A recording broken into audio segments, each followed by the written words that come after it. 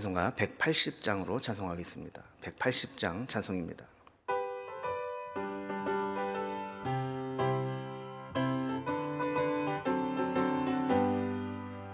하나님의 나팔 소리 천지 진동할 때에 예수 영광 중에 구름 타시고 천사들을 세계 만국 모든 곳에 보내어 구원받은 성도들을 모으리.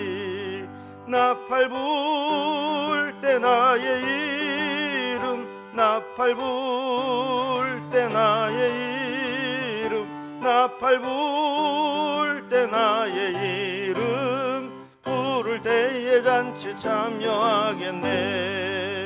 무덤 속에 잠자는 자 그때 다시 일어나 영화로운 부활 승리 얻으리.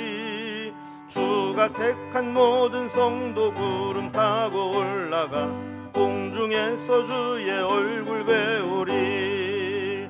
나팔 불 때 나의 이름, 나팔 불 때 나의 이름, 나팔 불 때 나의 이름, 부를 때에 잔치 참여하겠네. 주님 다시 오실 날을 우리 알 수 없으니 항상 기도하고 깨어 있어서 기쁨으로 보좌 앞에 우리 나가서도록 그때까지 참고 기다리겠네. 나팔 불 때 나의 이름, 나팔 불 때 나의 이름, 나팔 불 때 나의 이름, 부를 때에 잔치 참여하겠네. 아멘. 오늘 함께 나눌 하나님 말씀은 신약성경 데살로니가 후서 2장 1절에서 17절까지 말씀입니다. 데살로니가 후서 2장 1절에서 17절까지 신약성경 334면에 있습니다. 이 말씀을 제가 봉독하겠습니다. 형제들아, 우리가 너희에게 구하는 것은 우리 주 예수 그리스도의 강림하심과 우리가 그 앞에 모임에 관하여 영으로나 또는 말로나 또는 우리에게서 받았다 하는 편지로나 주의 날이 이르렀다고 해서 쉽게 마음이 흔들리거나 두려워하거나 하지 말아야 한다는 것이라. 누가 어떻게 하여도 너희가 미혹되지 말라. 먼저 배교하는 일이 있고 저 불법의 사람 곧 멸망의 아들이 나타나기 전에는 그 날이 이르지 아니하리니 그는 대적하는 자라. 신이라고 불리는 모든 것과 숭배함을 받는 것에 대항하여 그 위에 자기를 높이고 하나님의 성전에 앉아 자기를 하나님이라고 내세우느니라. 내가 너희와 함께 있을 때에 이 일을 너희에게 말한 것을 기억하지 못하느냐. 너희는 지금 그러하여금 그의 때에 나타나게 하려 하여 막는 것이 있는 것을 아나니 불법의 비밀이 이미 활동하였으나 지금은 그것을 막는 자가 있어 그 중에 옮겨질 때까지 하리라. 그때 불법한 자가 나타나리니 주 예수께서 그 입의 기운으로 그를 죽이시고 강림하여 나타나심으로 패하시리라. 악한 자의 나타남은 사탄의 활동을 따라 모든 능력과 표적과 거짓 기적과 불의의 모든 속임으로 멸망하는 자들에게 있으리니 이는 그들이 진리의 사랑을 받지 아니하여 구원함을 받지 못함이라. 이러므로 하나님이 미혹의 역사를 그들에게 보내사 거짓 것을 믿게 하심은 진리를 믿지 않고 불의를 좋아하는 모든 자들로 하여금 심판을 받게 하려 하심이라. 주께서 사랑하시는 형제들아, 우리가 항상 너희에 관하여 마땅히 하나님께 감사할 것은 하나님이 처음부터 너희를 택하사 성령의 거룩하게 하심과 진리를 믿음으로 구원을 받게 하심이니 이를 위하여 우리의 복음으로 너희를 부르사 우리 주 예수 그리스도의 영광을 얻게 하려 하심이라. 그러므로 형제들아, 굳건하게 서서 말로나 우리의 편지로 가르침을 받은 전통을 지키라. 우리 주 예수 그리스도와 우리를 사랑하시고 영원한 위로와 좋은 소망을 은혜로 주신 하나님 우리 아버지께서 너희 마음을 위로하시고 모든 선한 일과 말에 굳건하게 하시기를 원하노라. 아멘. 우리가 신앙생활을 해 나갈 때 잘못된 가르침으로 이제 혼란을 겪게 되면 믿음을 지키고 살기가 쉽지 않습니다. 그래서 우리가 어떤 이단에 빠지거나 사이비에 빠지게 되면 이 잘못된 가르침의 부작용들이 한동안 나타나게 되어서 우리 신앙의 근본이 흔들리게 되는 것이죠. 특히 영적인 훈련이 부족했던 이 데살로니가 교인들은 더 쉽게 미혹되고 흔들려서 불안하고 두려운 마음을 갖게 되었습니다. 심지어 바울을 사칭해서 잘못된 가르침을 전하는 자들이 있어서 이 바울의 가르침을 전한다 할 때 이런 잘못된 이 교리들을 가르쳐서 흔들리는 자들이 있다는 소식을 듣게 된 겁니다. 그래서 바울은 이후에 미혹하는 자들의 말을 듣지 말고 바울이 데살로니가 교회에 있을 때 그들에게 전해준 말씀을 잘 기억하고 그것에 준해서 흔들리지 않기를 권하고 있습니다. 오늘 본문의 내용을 단락별로 구분을 해보면 먼저 1절에서 8절까지는 주의 강림에 대한 거짓 소문에 미혹되지 말고 바울이 전했던 가르침을 기억하라 라는 권면으로 시작을 합니다. 그리고 9절부터 14절까지는 진리를 거부한 자들이 나오게 되는데 그들은 결국 하나님께 심판을 받게 될 것이고 또 반대로 고난 속에서도 바르게 믿은 자들은 하나님의 구원을 받게 될 것이다 라는 교훈을 전합니다. 그리고 15절에서 17절까지는 이렇게 가르침을 받은 전통을 잘 지켜내서 하나님의 위로하심이 함께 하시기를 기도하는 내용으로 되어 있습니다. 먼저 첫 번째 단락을 봅니다. 주의 강림에 대한 거짓 소문에 미혹되지 말고 바울이 전했던 이 가르침만 기억해라 라는 내용입니다. 이 고난 중에 있는 데살로니가 교인들을 힘들게 하는 것 중에 하나는 이 바울을 사칭해서 잘못된 교훈으로 가르치는 자들이 성도를 미혹하고 다녔다라는 겁니다. 1절과 4절을 보면 우리 주 예수 그리스도의 강림하심과 우리가 그 앞에 모임에 관하여 영으로나 또는 말로나 또는 우리에게서 받았다 하는 편지로나 주의 날이 이르렀다고 하는 자들이 있다는 겁니다. 이 거짓 교사들이 나타났다는 이야기인데 마치 자기가 어떤 성령의 계시를 받은 것처럼 그리고 바울에게 가서 직접 말로 배운 것처럼 그리고 내가 바울에게 이런 편지를 받았다. 그 편지에 의하면 이렇다. 라고 하면서 이 주의 날에 대해서 주의 날이 이미 이르렀다라고 미혹하는 자들이 있었다라는 겁니다. 그 바울이 전해들은 이 거짓 교사들의 가르침들은 전부 다 가짜라는 거예요. 그래서 바울은 어떠한 형태로든지 데살로니가 전서 이외에 그 어떤 가르침도 전한 적이 없다라고 밝히면서 다른 것 때문에 흔들리지 말라고 이야기를 하는 거죠. 그래서 2절 마지막 부분에 있는 것처럼 쉽게 이 마음이 흔들리거나 두려워하거나 하지 말라고 교훈하는 것이죠. 그래서 본격적으로 미혹되지 말라는 경고의 말씀을 합니다. 3절을 보면 누가 어떻게 하여도 너희가 미혹되지 말라. 먼저 배교하는 일이 있고 저 불법의 사람 곧 멸망의 아들이 나타나기 전에는 그 날이 이르지 아니하리니 그랬습니다. 그러니까 어떤 거짓 교사가 헛된 말로 미혹한다 할지라도 거기에 넘어가지 말라는 거예요. 주님의 오시는 날은 분명히 징조가 있고 사인이 있는데 불법의 사람 멸망의 아들이 나타난 후에야 주의 날이 임한다는 것이죠. 마치 이제 산모에게 출산하기까지의 여러 과정들이 있지 않겠습니까? 처음에는 배가 불러오면서 불편하고 거북하고 또 태동이 느껴지면서 뭔가 뱃속에서 꿈틀거리는 것도 느껴지고 그러다가 이제 출산할 때가 가까우면 점점 고통스럽고 힘이 들다가 본격적으로 이제 산통이 시작되게 되면 출산의 때를 가늠하고 준비하게 됩니다. 자, 마찬가지로 주님이 오셔서 이 공의로우신 심판을 행하실 날은 이미 그 이전에 어떤 징조들을 보고 우리가 대비할 수 있게 하신다라는 겁니다.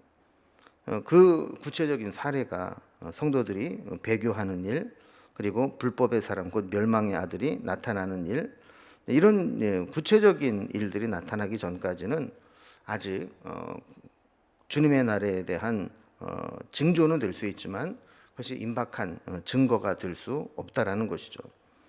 자, 그런데 멸망의 아들에 대해서 4절에 보면 더 구체적으로 이야기를 합니다.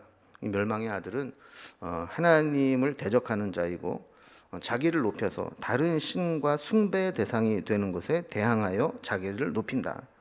자기가 그리스도가 되어서 적그리스도가 되어서 하나님이라고 내세우는 자들이 나타나는 것까지 이르게 된다라는 겁니다. 자, 이렇게 미혹하고 불안하고 또 흔들리게 될 때 기억해야 될 것은 늘 다시 말씀으로 돌아가는 것이고 기본으로 돌아가는 것입니다. 데살로니가 교인들에게 본질 기본은 사도 바울이 짧게나마 있을 때 그들에게 가르치고 강조했던 교훈들입니다. 그래서 5절을 보면 내가 너희와 함께 있을 때 이 일을 너희에게 말한 것을 기억하지 못하느냐 그랬습니다. 그러니까 이미 바울이 데살로니가 교회에서 있을 때 다 말씀을 가르쳐 줬다라는 거예요. 그래서 그것을 기억해내고 그것을 기준으로 삼아서 그것과 다른 가르침은 다 가짜니까 바울이 전했던 그 말씀을 잘 기억해 보라는 겁니다. 6절에 보면 잘못된 가르침을 전하는 자들을 고발합니다. 너희는 지금 그로 하여금 그의 때에 나타나게 하려 하여 막는 것이 있는 것을 아나니 그랬습니다. 이 말씀이 그냥 이렇게 읽으면 얼핏 이해하기 쉽지 않은데 이 공동번역 성경에 보면 이렇게 해놨습니다. 자, 아시다시피 그 자는 지금 어떤 힘에 붙들려 있습니다. 그러나 제 때가 되면 나타나게 될 것입니다. 그랬습니다. 그러니까 거짓 교사들 뒤에는 뭔가 악한 영들이 있어서 그들을 붙들고 있다라는 거예요. 그래서 거짓 교사들도 좀 속고 있는 것인데 때가 되면 그들의 본체가 정체가 드러나게 될 것이라고 이야기를 하는 거죠. 7절에 보면 불법의 비밀이 이미 활동하였으나 지금은 그것을 막는 자가 있어 그 중에 옮겨질 때까지 하리라 그랬습니다. 이미 악한 자들은 활동을 하고 있습니다. 지금은 뒤에 숨어서 드러내지 않고 활동합니다. 왜 이렇게 행동과 활동에 제약을 받느냐 하면 하나님이 그들을 제어하고 막고 있기 때문에 그렇다라는 것이죠. 그러나 어느 순간 하나님이 그들을 막고 있는 손을 거두어 가시면 그들은 종말의 때를 맞아 마음껏 날뛰게 될 것입니다. 그래서 8절에 보면 비밀리에 활동하던 악한 자가 나타나서 활개를 치게 될 때가 있는데 그때가 주님이 역사하시는 때라는 겁니다. 그러나 하나님은 그것을 그냥 그대로 허용하고 계시지만은 않습니다. 때가 되면 또 그 불법한 자를 주님의 입기운으로 죽이시고 강림하여 나타내심으로 미혹하던 자들이 심판을 받게 될 것이다 라고 말씀을 합니다. 자, 그러면서 이제 두 번째 단락을 보면 이 진리를 거부한 자들에 대해서 심판을 받게 될 것이고 또 바르게 믿는 자들에게는 하나님의 구원이 예비되어 있다라는 이야기를 합니다. 이 하나님의 심판은 늘 이중적 의미를 가지고 있습니다. 하나님의 구원 계획을 거부한 이들에게 심판의 날은 멸망을 받는 것이고 바르게 믿는 자들에게는 구원을 받게 되는 날이 주님의 심판의 날입니다. 먼저 심판받아 마땅한 자들에 대해서 이야기합니다. 9절과 10절을 보면 악한 자의 나타남은 사탄의 활동을 따라 모든 능력과 표적과 거짓 기적과 불의와 모든 속임으로 멸망하는 자들에게 있으리니라고 했습니다. 그러니까 악한 자의 배후에는 사탄의 힘이 있다라는 거예요. 사탄의 힘을 힘입어서 능력과 표적, 거짓 기적과 불의, 그리고 마술사의 모든 속임수들이 나타나고 있지만 다 멸망에 이르게 된다라는 것이죠. 그러니까 심판받기 전까지는 겉으로 그럴듯하게 보일지 모르지만 심판의 날에 그들에게는 구원이 없습니다. 반면 11절에 보면 이렇게 되는 것이 다 하나님이 허용하셨기 때문이라고 설명합니다. 하나님이 미혹의 역사를 보내서 거짓을 믿게 했다라는 것이죠. 미혹의 영이 하나님의 허락으로 마지막 때에 활동하게 되는데 12절에 보면 진리를 믿지 않고 불의를 좋아하는 모든 자들로 하여금 심판을 받게 하려 하심이라 그랬습니다. 그러니까 결국 하나님께서는 마지막 때가 되면 될수록 멸망받을 자와 구원받을 자를 구분하기 위해서 점점 더 그들의 이 간격을 벌여놓게 되는데, 결국 불의를 좋아하는 자들은 심판을 받게 하려고 하나님께서 그들을 용인하셨다라는 거예요. 자, 지금까지 이렇게 미혹되어서 심판받을 자들에 대해 설명을 했다면, 이제 13절부터는 진리를 믿음으로 지킨 자들에게 하나님이 어떤 구원을 베푸실 것인가를 설명합니다. 13절 이하를 보면, 주께서 사랑하시는 형제들아, 우리가 항상 너희에 관하여 마땅히 하나님께 감사할 것은 하나님이 처음부터 너희를 택하사 성령의 거룩하게 하심과 진리를 믿음으로 구원을 받게 하심이니 그랬습니다. 하나님은 이런 박해하는 자들, 고난을 주는 자들 사이에서 이 데살로니가 교인들을 처음부터 택하셨고 그들을 구원받게 하셨다라는 거예요. 그들이 바울이 전하는 복음을 잘 받아들여서 그것을 확증했는데, 그들이 이 믿음으로 받아들인 그 결과 구원을 받게 될 것이다. 그래서 앞부분에 악한 자들의 이 활동은 심판을 받게 될 것이고, 데살로니가 교인들처럼 환난 속에서도 믿음을 지킨 자들은 구원을 받게 될 것이다. 이 사실을 이야기하면서 그들에게 끝까지 믿음으로 이겨내기를 권면하는 것이죠. 그리고 마지막 세 번째 단락을 보면 이제 데살로니가 교인들을 향해서 또 기도하는 내용이 나옵니다. 바울이 그들에게 전했던 가르침의 전통을 잘 지키고 끝까지 지킬 수 있도록 기도하는 것입니다. 바울은 먼저 이 거짓 교사들의 말에 미혹되지 말고 바울이 전한 말씀, 가르침의 전통을 굳게 지키라고 교훈합니다. 15절을 보면, 그러므로 형제들아 굳건하게 서서 말로나 우리의 편지로 가르침을 받은 전통을 지키라 그랬습니다. 그러니까 바울이 짧은 시간이지만 데살로니가 교회에서 말씀을 전한 것, 그리고 데살로니가 전서, 후서 이 편지들을 보내서 교훈을 주었던 것, 그 전통을 잘 지키라는 겁니다. 그래서 데살로니가 교인들을 위해서 기도하는데 16절을 보면 우리 하나님은 기도를 들으시고 응답해 주시는 분이라고 하면서 그분에 대해서 우리 주 예수 그리스도와 우리를 사랑하시고 영원한 위로와 좋은 소망을 은혜로 주신 하나님께 기도한다 라고 하면서, 우리 하나님은 우리를 사랑하시고 영원한 위로와 좋은 소망의 은혜를 주시는 분이다, 이렇게 이야기합니다. 그러니까 우리가 기도하는 분, 우리의 기도를 들으시는 분이 바로 이렇게 우리에게 위로와 소망을 은혜로 주시는 분이라는 거죠. 기도하는 내용이 17절에 나옵니다. 너희 마음을 위로하시고 모든 선한 일과 말에 굳건하게 하시기를 원하노라 라고 있습니다. 오늘 말씀을 보면 고난받는 자들, 또 미혹을 받는 자들, 또 핍박을 받는 자들에게 주님은 위로의 주님이십니다. 주님이 우리에게 위로하시면서 힘을 주시는 것은 심판의 날까지 우리가 선행과 좋은 말을 지속적으로 하면서 구원을 이루기를 원하시는 거죠. 그럼 우리도 살다 보면 우리를 미혹하게 하고 흔들게 만드는 일들을 만나게 됩니다. 그러나 그때 넘어지지 않고 끝까지 믿음을 지켜서 믿음을 거부한 자들이 심판을 받을 때 믿음을 지킴으로 하나님의 구원을 얻고, 또 매 순간마다 우리를 위로하시는 하나님의 위로하심으로 힘을 얻을 수 있기를 주님의 이름으로 기원합니다. 기도하겠습니다. 하나님 아버지, 데살로니가 교회에 바울을 사칭하면서 잘못된 가르침을 전하는 자들이 있었다는 것을 보게 됩니다.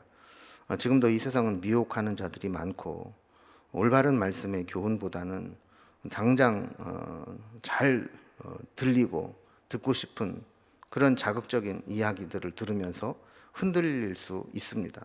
그러나 우리는 세상 풍조에 밀려다니지 않고 성경이 뭐라고 말씀하고 계시는지 이미 우리에게 주신 하나님의 말씀을 통해서 우리 신앙의 근거를 삼고 그 말씀을 따라 살아감으로 믿음으로 승리하는 자가 되게 하여 주옵소서. 그때까지 우리를 위로하시는 우리 하나님의 위로하심이 우리를 굳건하게 지켜주시고, 때로 낙심하고 곤고할 때마다 위로의 소망의 은혜를 허락하여 주옵소서. 오늘 하루도 그 주님 붙잡고 믿음으로 승리하기를 원하오니 함께 하시고 은혜 베풀어 주옵소서. 주님께 우리의 모든 삶을 부탁드리며 예수님의 이름으로 기도드리옵나이다. 아멘. 각자의 기도 제목들로 자유롭게 기도하시겠습니다.